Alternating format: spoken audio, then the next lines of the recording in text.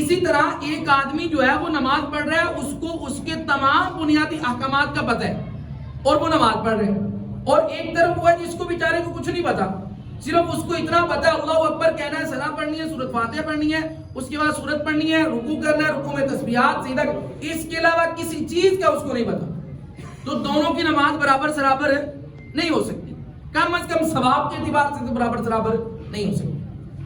فرمایا کہ نماز میں کتنے فرائض ہیں بھائی؟ نماز میں کتنے فرائض ہیں؟ 13 فرائض ہیں۔ شاباش، کتنے فرائض ہیں بھائی؟ 13 فرائض ہیں۔ نماز کے واجبات کی تعداد بعض نے زیادہ لکھی ہے، بعض نے کم، لیکن اکثر نے جو ہے وہ 14 لکھی ہے۔ کتنی تعداد؟ 14۔ اور نماز کے اندر سنتیں کتنی ہیں؟ ان کی تعداد 21 لکھی گئی ہے، اور نماز میں مستحبات کتنے ہیں؟ ان کی تعداد لکھی گئی ہے 15۔ اب 13، 14، 21 اور 15 کو جمع کیا جائے، یہ بنتے ہیں 63، 63۔ اب ان 63 کو یاد رکھنا کیا ہے؟ مشکل ہے، ناممکن تو نہیں ہے۔ بہرحال ان میں سے جو بنیادی ہے وہ ہے نماز کے فرائض، نماز کے واجبات۔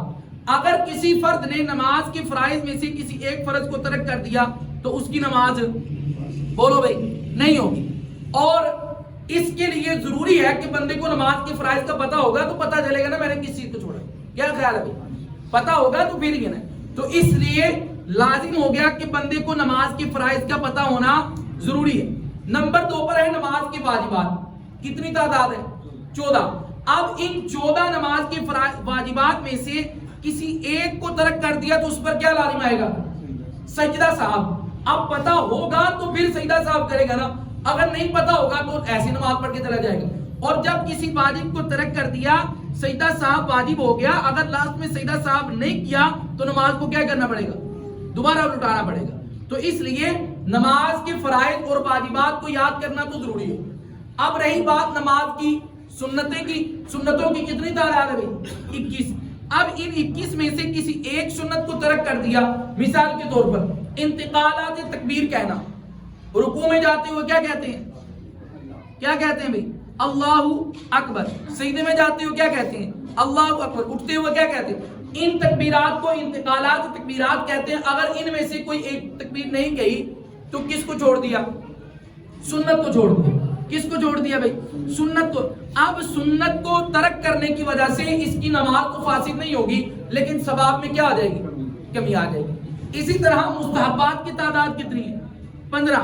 اب ان 15 میں سے کسی ایک مستحب کو چھوڑ دیا تو اس کی نہ نماز خراب ہوگی، نہ ہی اس کے ثواب میں کیا آئے گی؟ کمی آئے گی۔ مستحب ہے، اگر کر لیا جائے تو بہت اچھی بات ہے، اگر کبھی کبھار رہ بھی جائے تو اس میں گناہ والی کوئی بات نہیں ہے۔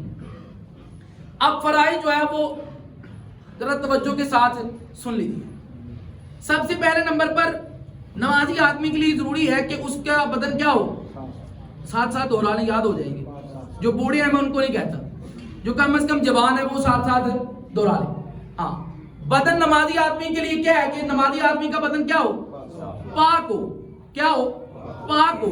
نمبر 2 پر نمازی آدمی نے جتنے بھی کپڑے پہنے ہوئے، ٹوپی سے لے کر پاؤں تک، جتنی بھی جرابیں تک، ہر ایک چیز کیا ہو؟ پاک ہو۔ پاک ہو۔ جس جگہ پر اس نے نماز پڑھنی ہے وہ جگہ کیا ہو؟ پاک ہو۔ جس نماز کو اس نے ادا کرنا ہے اس نماز کا کیا ہو جائے؟ وقت ہو جائے۔ وقت سے پہلے نماز شروع کی جائے تو وہ نماز نہیں۔ نمبر 5 پر کہ قبلہ کی جانب اس کا کیا ہو؟ رخ ہو۔ قبلہ کی جانب کیا ہو؟ رخ ہو۔ اسی طرح نمبر 6 پر کہ اس کا صدر کیا ہو؟ ہاں، دبا ہوا ہو، صدر اس کا چھپا ہو۔ مرد کا صدر ناف سے لے کر یہ گھٹنوں سمیت ہے، یہ ناف سے لے کر یہاں تک، گھٹنوں سمیت تک اس مرد کا کیا ہے؟ صدر ہے۔ اور عورت کا صدر پورا وجود ہے، صرف چہرہ، ہاتھ اور ہاتھ کی ہتھیلیاں اور پاؤں، یہ 3 چیزیں عورت کا صدر نہیں ہے نماز کے اندر۔ کس میں کہہ رہا ہوں؟ نماز میں کہہ رہا ہوں۔ اس کو اس کے اوپر قیاس نہیں کرنا کہ بھئی چہرے کا، عورت کا چہرے کا پردہ ہے ہی نہیں، نماز کی بات کر رہا ہوں کہ نماز میں عورت نے چہرہ چھپانا نہیں ہے۔ اور مرد کا صدر ناف سے لے کر گھٹنوں سمیت تک۔ اور اس کے بعد نمبر 7 پر ہے کہ نماز کی کیا کرنا؟ نیت کرنا۔ کیا کرنا بھائی؟ نیت کرنا۔ اب نیت میں بڑے بہت سارے مسئلے ہیں۔ اچھا، توجہ کے ساتھ سمجھ لیجیے۔ نیت کہتے ہیں دل کے ارادے کو. کس کو کہتے ہیں بھائی؟ دل کے ارادے کا نام نیت ہے. ایک آدمی ہے وہ نماز پڑھنا چاہتا ہے, اس کے دل میں اس بات کا ارادہ ہو کہ میں فجر کی نماز پڑھ رہا ہوں اور اللہ کی رضا کے لیے پڑھ رہا ہوں, منہ طرف میرا قبلہ شریف ہے.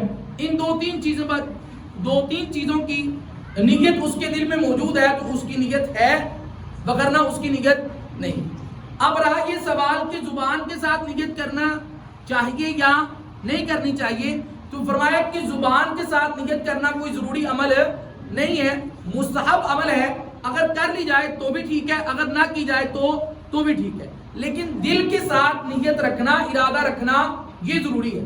مثال کے طور پر ایک آدمی جو ہے وہ باہر جا رہا تھا, ویسے موٹر سائیکل پر تھا یا پیدل تھا, اس نے دیکھا مسجد میں کیا ہے, جماعت کھڑی ہے. وہ آیا, وضو تھا یا وضو کیا, اس نے فوراً کیا کر دیا, نماز شروع کر دی. بعد میں اس کو نماز میں پتہ نہیں کون سی نماز پڑھ رہا ہوں, جھوٹ پڑھ رہا ہوں, کیسے پڑھ رہا ہوں. آج کل سردیاں, آج کل تو یہ زیادہ ہو سکتا ہے, ٹھیک ہے, پتہ ہی نہیں چلتا ظہر کب ہو رہی ہے, عصر کب ہو رہی ہے. تو اس لیے اگر نیت نہیں ہے تو اس کی نماز نہیں ہے. نیت کا ہونا ضروری ہے, زبان کے ساتھ نیت کرنا ضروری نہیں ہے. ہاں اگر کوئی بوڑھا ہے, اس کو اس طرح نہیں سمجھ میں آتی کہ بھئی میں نیت دل میں کیسے کرتا ہوں, تو وہ زبان کے ساتھ کہہ لے, علماء نے اس کی اجازت دی ہے.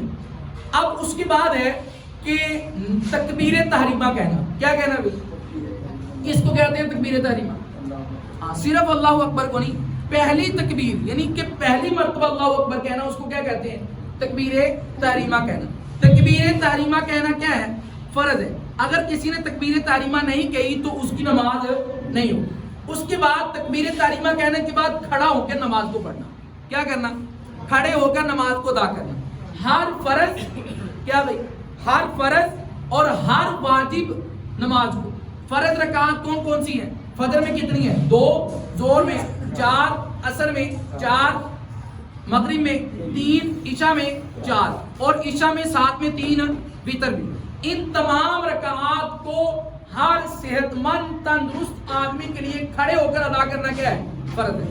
اگر صحت مند تندرست آدمی بغیر کسی شرعی عذر کے بیٹھ کر نماز پڑھے گا, ان فرض اور واجب رکعات میں تو اس کی نماز نہیں ہوگی. ہاں اگر کوئی عذر ہے, عذر کس کو کہتے ہیں؟ عذر کہتے ہیں کہ وہ سجدہ کرنے پر قادر نہ ہو. اب اس صورت میں شرعی طور پر وہ کیا بن چکا ہے؟ معذور بن چکا ہے. اب وہ بیٹھ کر نماز پڑھ سکتے ہیں. لیکن اگر معذور نہیں ہے تو اس کے لیے لازم ہے کہ وہ کھڑے ہو کر کیا پڑھے گا؟ نماز پڑھے گا. اس کے بعد فرمایا کہ قیام میں کیا کرنا؟ قرات کرنا. کیا کرنا بھائی؟ قرات بمعنی تلاوت کرنا. کیا کرنا بھائی؟ تلاوت کرنا. اب سورۃ الفاتحہ اور ساتھ میں سورت ملانا, ان دونوں کو مطلقاً قرات کرنا کیا ہے؟ فرض ہے. لیکن اگر کسی شخص نے سورت فاتحہ پڑھی اور بعد میں سورت نہیں پڑھی تو اس نے فرض کو نہیں چھوڑا, بلکہ کس کو چھوڑا ہے؟ واجب کو چھوڑا ہے. اگر اس نے سورت فاتحہ نہیں پڑھی اور بعد میں سورت پڑھ لی تو پھر بھی اس نے فرض کو نہیں چھوڑا, بلکہ کس کو چھوڑا ہے؟ واجب کو چھوڑا ہے. اگر اس نے دونوں نہیں پڑھی پھر اس نے فرض کو چھوڑا ہے, اب اس صورت میں اس کی نماز نہیں ہے. لیکن اگر دونوں میں سے کسی ایک چیز کو چھوڑ دیا ہے تو اس صورت میں لاسٹ میں کیا کرے گا؟ سیدھا صاف کرے گا, اور اس کی نماز ہو جائے گی. اس کے بعد ہے رکوع کرنا. کیا کرنا بھائی؟ رکوع کرنا. اور اس کے بعد ہے 2 سجدے کرنا. کتنے سجدے کرنا؟ 2 سجدے کرنا ضروری ہے. ایک سجدے کے ساتھ کام نہیں چلے گا. لاسٹ پر ہے کہ آخری قاعدہ میں التحیات کی مقدار بیٹھنا. لاسٹ میں کیا ہے؟ التحیات کی مقدار بیٹھنا.